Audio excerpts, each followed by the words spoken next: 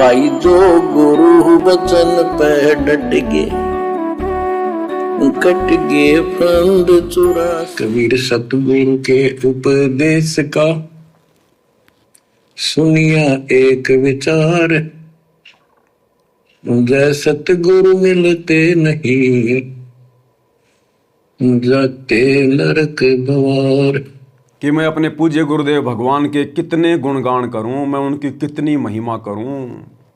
उन्होंने मुझे अपनी शरण में लिया, ये अनमोल ज्ञान दिया, मुझे उपदेश दिया।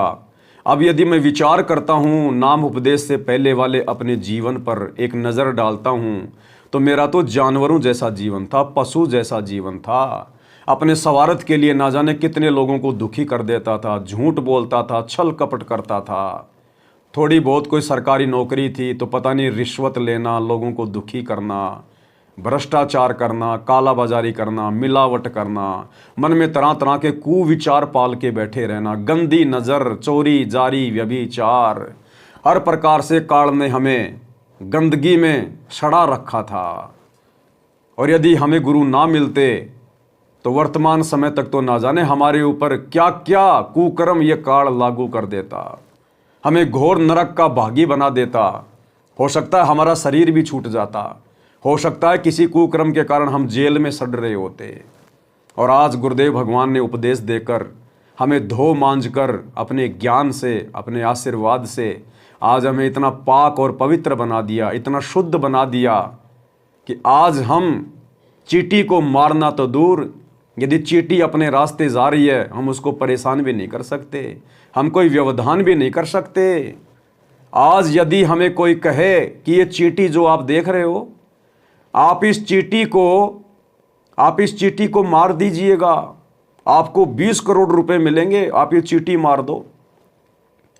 यदि हमें कोई पूरी धरती का राज दे दे, पूरी पृथ्वी का मालिक बना दे, तो हम बेवजह उस चींटी के आगे उंगली भी नहीं करेंगे, मारना तो बहुत दूर की बात है। अगर वो अपने रास्ते जा रही है तो हम उसके आगे अपनी उंगली भी नहीं रखेंगे, हम उसको इतना परेशान भी करने की नहीं सोचेंगे, चाहे हमें कोई पूरी धरती का राज्य क्यों ना दे दो। अगर देश का प्रधानमंत्री कहे कि मुझे सिगरेट पीनी है और पवन दास ये माचिस की डब्बी देना जरा, सिगरेट पीने के लिए हम उसको माचिस की डिब्बी नहीं देंगे, भले वो देवताओं का राजा क्यों ना है, फिर पृथ्वी के राजा की तो औकात ही क्या है। भले वो फांसी तुड़वा दे, जेल में डलवा दे, भले वो अपनी चेयर दे दे कि मैं तेरे को प्रधानमंत्री बना दूंगा, तू मुझे माचिस पकड़ा दे बस। लेकिन सतगुरु रामपाल जी के भगत माचिस तक नहीं पकड़ाएंगे कुकर्म करने के लिए, ये गंदे कर्म करने के लिए। हाँ, यदि वो खाना पकाने के लिए, गैस जलाने के लिए मांग रहा है तो 100 बार देंगे।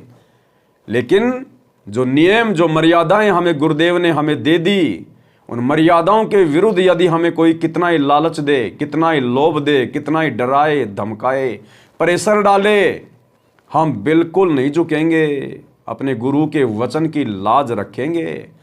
और जब हम इतना दृढ़ निश्चय कर लेंगे, इतने संघर्षशील हो जाएंगे, तो परमात्मा फिर हमसे दूर नहीं है। परमात्मा कहते हैं जय तू चाल 1 कदम मैं चालूं कदम 60, जय तू हो जा काठ का मैं हो जाऊं लोहे की लाठ। पल पल सतगुरु गाय की तरह हमें अपनी नज़र में रखता है, हमारी हर हरकत पे गुरु की नज़र होती है। जो बच्चा गऊ की नज़र में यूं साईं को संत, और भक्तों के पीछे फिर ये भगत वत्सल भगवंत।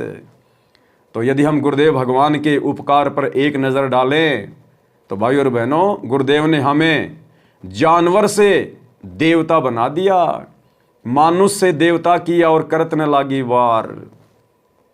ऐसे हैं हमारे गुरुदेव भगवान, हमारे सतगुरुदेव भगवान।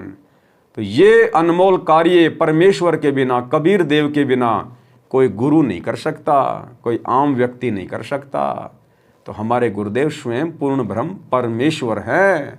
गुरु को पूर्ण ब्रह्म कर जाने और भाव इस मन में कभी नहीं आने। अपने मन में और विचार भी नहीं आने देने हमने कि हमारे गुरु जी के अलावा कोई और भी कबीर होगा, कोई सचखंड में बैठा होगा। अगर सचखंड में बैठा है तो भी यही गुरुदेव है, और धरती पर लीला कर रहा है तो भी यही है, अन्य ब्रह्मांडों में लीला कर रहा है तो भी यही गुरुदेव भिन्न भिन्न रूप धारण करके लीला कर रहा है। इनके अलावा और कुछ नहीं है।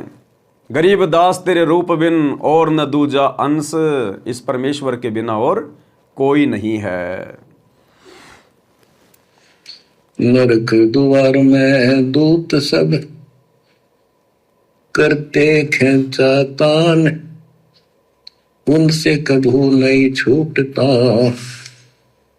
फिरता चारों खाने। कबीर चार खानी में भरमता, कबहू न लगता तार, सो फेरा सब मिट गया मेरे सतगुरु के उपकार। हमारा तो यही जीवन नरक बनने जा रहा था, बिना सतगुरु के ज्ञान के, बिना सतगुरु की शरण के, यही मनुष्य जीवन। और जिस समय हम अपने गुरुदेव भगवान की महिमा कर रहे हैं, वर्तमान में आप भाई बहन सुन रहे हैं, दास भी लाइव आकर महिमा कर रहा है, इसी समय न जाने कितने नरक कुंडों में कितनी अनगिनत आत्माएं पड़ी हुई हैं, रो रही हैं, चीख रही हैं, चिल्ला रही हैं। इस धरती पर वर्तमान में ना जाने कितने करोड़ों प्राणी विषय विकारों में डूबे हुए हैं। कोई होटलों में रूम बुक करके, कोई अपने घरों में, कोई कहाँ। कितने आदमी इस समय चोरी करने की योजना बना रहे हैं, और कितने व्यक्ति इस समय एक्सीडेंट में तड़प तड़प के मर रहे हैं, चिल्ला रहे हैं, किसी का हाथ कटा पड़ा है, किसी का पैर कटा पड़ा है। कितने आदमी एक दूसरे को ठगने की योजना बना रहे हैं, और कितने आदमी जी तोड़ मेहनत कर रहे हैं 2 वक्त की रोजी रोटी के लिए। इसी समय, जिस समय आप और हम भाई बहन परमात्मा की महिमा करके अनमोल धन जमा कर रहे हैं, घर बैठे बैठे आसानी से अपना काम करते करते, इसको कहते हैं सोने पे सुहागा, इसको कहते हैं सतगुरु की मेहरबानी। अब ऐसे सतगुरु भगवान की हम क्या गुण गाएं। 7 समुद्र की मशी करूं, लेखनी करूं बन राय, और धरती का कागज करूं, तो ऐसे सतगुरु के गुण लिखे न जाएं।